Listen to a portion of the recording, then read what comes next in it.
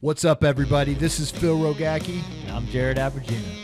You're listening to Two Tree Guys Podcast.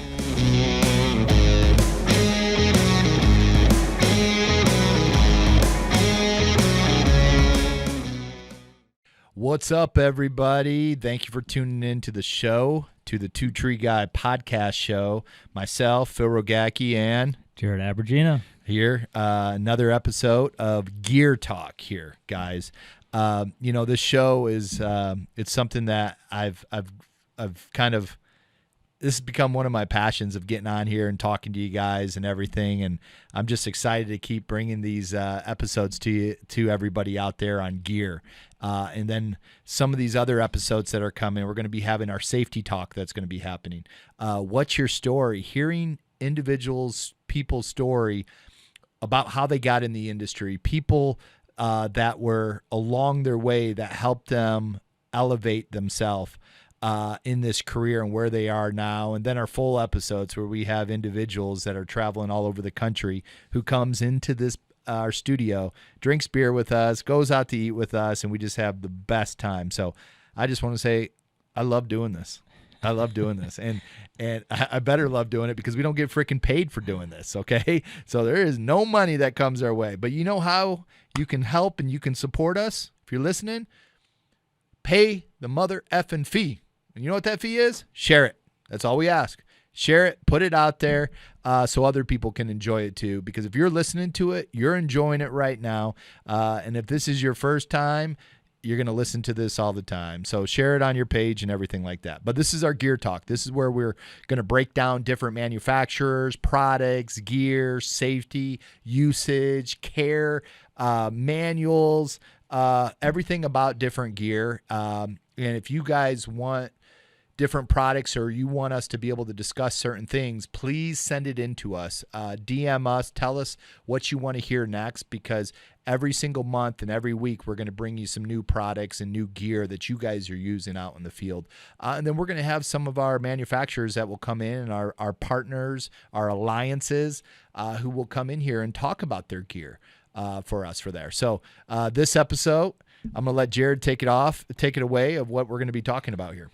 Awesome. Well, it takes a special person to do this, and I'm glad Phil's passionate and he loves doing this, because this is not my passion. He drags me along. I don't know why I'm here on the show. So lies. You freaking love it. You know you love it. I mean, this guy dresses up for this show. Oh, yeah. It's brought to you by Tackle Warehouse. Yes. Yeah. One day I'm going to get a sponsor. Tackle. Oh, I forgot to tag him in the last one. I'm going to get a little closer so everybody sees my Warehouse support here. He's also been working out, so he wants to show you his muscles. Yeah, I'm almost on six months sober, no nicotine, no chew, and no alcohol. So it's I'm on a lot of Starbucks. No Starbucks, man. A lot of water. Anyway, so I'm gonna kick this off. This is one thing. This might be kind of silly to some of you guys listening in, but this is a small piece of gear that goes a long way. And I haven't been a climber for many years. I love these products that you keep on your harness that can do multiple things. I was never the guy that brought the kitchen sink on my harness, and I go up a tree and have 25 carabiners and all these extra slings and pulleys and all this stuff that I didn't need. I was very tactical about my approach in climbing, rigging, whatever it is, and I brought what was necessary. So this is one thing that went a long way for me, and I'm gonna share it. So it's as simple as something as this sling that's in front of me here. So this is a Dyneema sling, all right, and we'll talk a little bit about Dyneema and other fibers that are out there, but this is just one specific type of sling. This one's made by Petzl. Like I said, there's a lot of other slings out there that I use, and I'm a big fan of. This is just one that I had in inventory that was brand new, and not bringing out a big moldy, dirty, stinky, wet sling. So that being said, these little guys go a long way. They're small, they're compact, they're light, they fit on your harness, whether you use them or not, but they're always there, and they can be used in a variety of situations. So from rescue perspectives, from working production, just safety in general, being able to sling something up if you get in a pinch, tie a piece of equipment off, redirect yourself in the tree to put in a better work position. This sling goes a long way. So, like I said, Petzl sling. This is called the Saint Anu, or I don't know how to pronounce it. It's French. It's Anne. How do you say it in French, Bob? Saint Anu. Or what did you say earlier? Oh, guys are killing me. But anyway, love these things. This is one of the first one. Actually, not one of the first ones. They used to be 2 inches wide, and there were polyester nylon slings. They were really kind of thick, and I don't know. It's not that they were really in the way. They just got more advanced, and the fibers, different fibers came out with different types of slings, like this Dyneema, which is very strong. 22 kilonewtons, which I'm embarrassed. You caught me off guard on the last show, and you're like, "What's a kilonewton?" I'm like, "Oh gosh, I don't know why I just spit out 220 pounds, but it's 222.4 pounds is a kilonewton, and I got to redeem myself because I'm like, I know that. It's I like felt you caught me. Like, well, it's like the time where I said, what I say? Benjamin Franklin created the light bulb, and then it was like my first episode. It was literally like weeks later. I'm like, oh shit, I'm an idiot. No. So yeah, hey, that you know what? That's what happens on these podcasts, guys. None of this stuff is rehearsed. We're not, writing out scripts and discussing all this prior. We get on here, we have some ideas, and we bring it to you guys. And I'm sure, down the road, we're going to look back and go, that was wrong, that was wrong, that was wrong. But you know what? The beauty about podcasts is we have other podcasts, and we get to redeem ourselves because we just seen Jared redeem himself. So thank you for that. Let's talk about some of the different uses on that, and how you actually use it. Yeah, so what you can see here, this one's pretty long. This is probably around 3 feet. I think that's they go by centimeters, which I don't run in centimeters, but basically 36 inches. This one's a little long for me, but what I do is I'll keep a long one like this, and then my 2-footer, which is kind of on my daily. But I would recommend, if you don't know the application to use it for, buy all 3 different sizes and then keep them on your harness, and you'll start to see when they'll become of use and have their value in their. How do you store it on your harness before you go into the uses? Yeah, so good. I see a lot of people wind them up and they wrap them up like this. They'll actually the wrong side there. They'll take it and they'll do the wraps and whatnot. I've seen the long ones. You can take them in half and then you can daisy chain them. I'm a big fan of daisy chaining. So basically just a bunch of little slip knots. So take a slip, take multiple slips in there. You pack this thing up real tight. This is how I stow mine. And there's your daisy chain. Boom. Clip it together. And it's nice and tiny. Put it away when you need it. Pop it right out. Opens up. So perfect. Good way to stow it. And let's talk about application. So let's talk first. Number one, the biggest thing nowadays is climbing SRS. It's going to be redirects. Something that you can slap around a limb real quick and put your climbing line on it and redirect your climbing line into a good position to be able to make your cut. This goes a long way. So simple, so easy, but it's a fixed anchor in a tree that you can use for life support in a redirect. So different ways you can. Talking about redirects is a whole nother talk, so we won't even go down there. But that's one. 2, just if you're using them for, you have a set for rigging. So I have 1 or 2 I use for redirects and climbing, and then I'll keep 1 or 2 that I use for rigging. When I say rigging, I'm talking about, slinging up a limb and being able to cut it, and then, use it to basically pull the branch and toss it into, your drop zone. So you can hold it, position limbs with it. I've used it in scenarios where I hang my chainsaw in the tree. I just wanted to rest my saw for a second. I don't want it sitting on my hip while I'm trying to perform a task. So I take my chainsaw off, I hang it in the tree. So, Smart. Good little sling to have. I've been in situations where your tie-ins suck so bad that you don't have a position to put a footing on to make that cut, and you don't have a limb or you don't have your spurs on because you're trying to prune and save this tree, you just got to make this one cut. So having a larger sling like this, you can sling up around the tree and put your foot inside of it. So you choke it to the trunk, and now you got a foothold. And sometimes you need two of those to have two footholds to put yourself in that position. And whether you carry it on your harness or not, at least have one in your bag. So when that time comes, you are able to get that position. Because we all know, positioning is everything. If you can go back and look at the majority of the incidences that majority of incidents that happen in the industry, whether it be line strikes or mishaps in performing a cut in the tree, you could trace that back to they weren't in a proper position, whether it be not a proper tying point, not allowing them to get in that position, or not be able to get in the position they need to be to go far enough on that branch to make the cut, or not a good enough position to use a chainsaw in the right manner. So this is just another tool to put us in that optimal position to be a pro. Yep. What the individuals that come through the academy class, what would you say the percentage of those individuals who are climbers actually use that on a daily basis? I don't think many.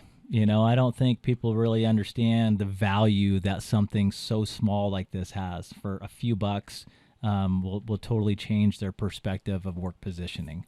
And I always say too, if you have an older, a hitch cord, an I&I, and you're running through, and maybe it's not burnt up completely, still has some life, but you don't feel comfortable using it as a hitch cord, take it out, put it into a sling, turn it, put a carabiner on it, put it on your harness. Now you have that little redirect that you can use as well. But nothing beats these Dyneema or Aramid slings.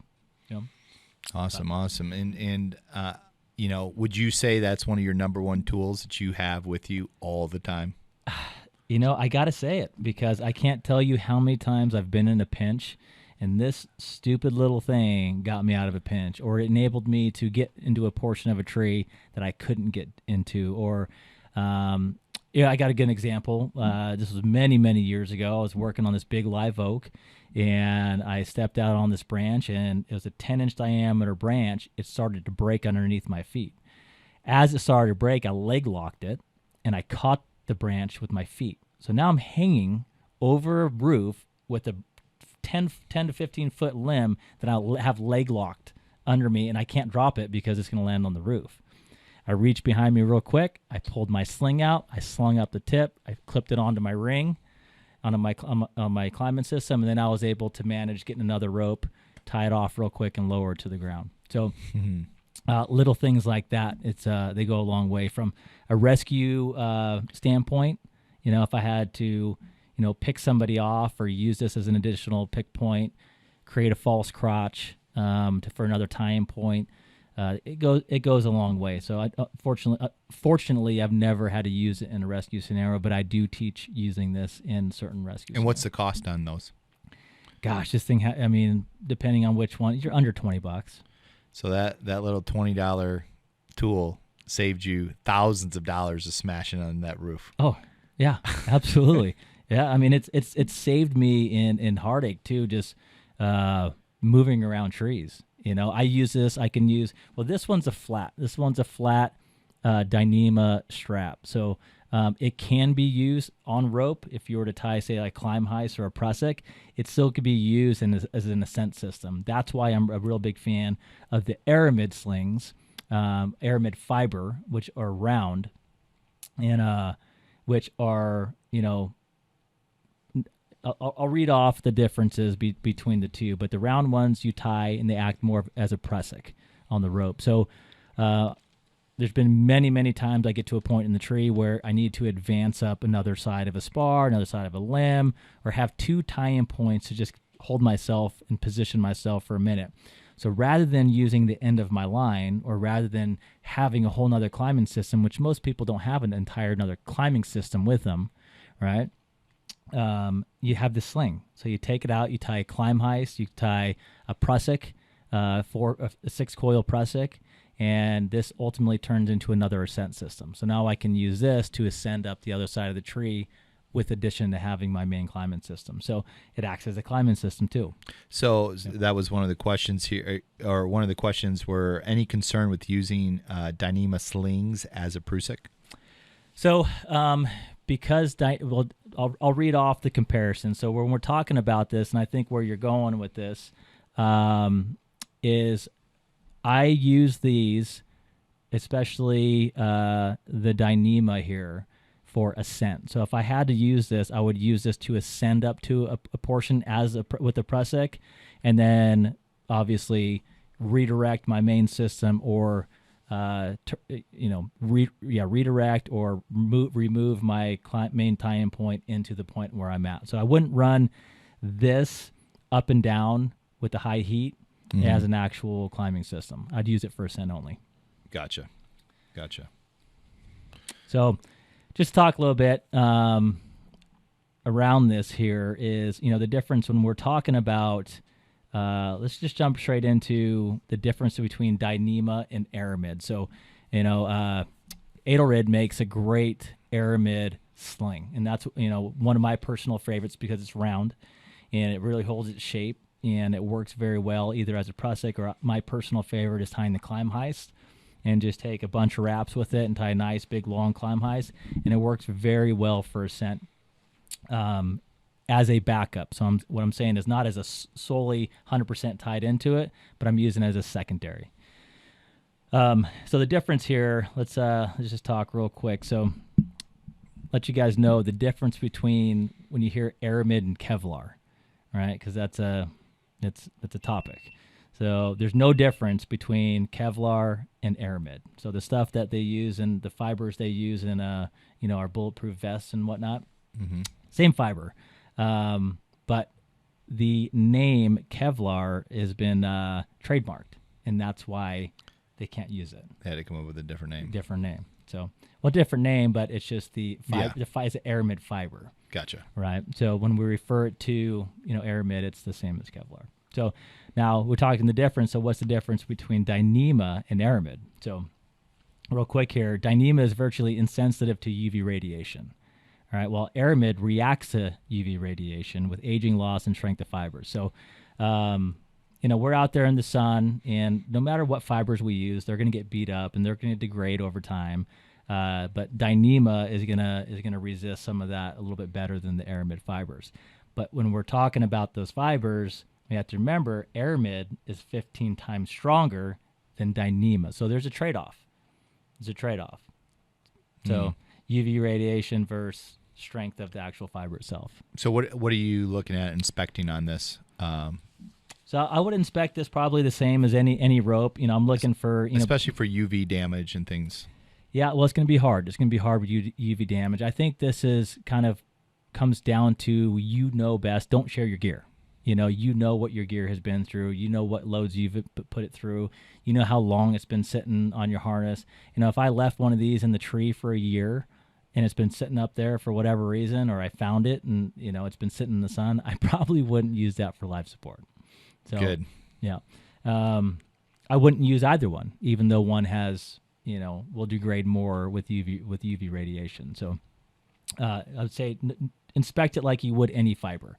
The difference between this, you guys, is the diameter here. Even though it has the strength of, it's 22 kilonewtons and it's extremely strong, it's still a small piece of fiber. So we have to be really good with our gear or with our inspection and know what we're using it for. So we're not taking this and putting over sharp edges.